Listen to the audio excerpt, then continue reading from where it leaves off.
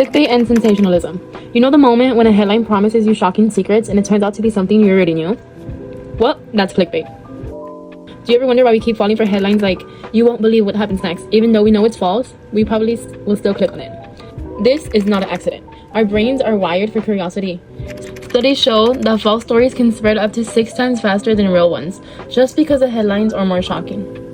And while clickbait might get your attention, it often comes at a cost of trust, accuracy, and sensationalism. And how does clickbait affect us? Hi, our names are David Valdez and Shelby Leyva, and today we'll be discussing the issues of clickbait and sensationalism, and how to properly tell if a source is truly credible and which is false. First, what is clickbait?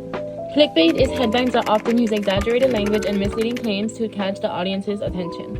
When they successfully attract viewers, they tend to obscure the truth. People realize that information is false. It diminishes the public's trust in the media by prioritizing sensationalism over factual reporting. In social media, you are constantly being bombarded by clickbait and false information, such as things like, if you eat nothing but fruit for 3 days, you'll lose 10 pounds instantly. This information is extremely harmful and sets unrealistic expectations for most people. Hello, my name is David Valdez, and I will be talking about sensationalism and the effects it can cause on the media.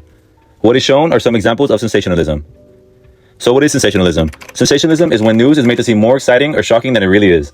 News reporters or websites might exaggerate the truth or leave out important facts just to grab people's attention.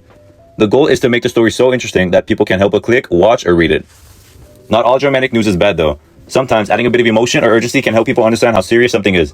Still, there are problems with this. If you want to avoid sensationalism in the media, here are a few examples of what to watch out for. Some eye-catching but inaccurate titles, labeling strong stereotypes, and commentary used to provoke emotional reaction. This concludes our presentation on clickbait and sensationalism. Thank you so much for watching.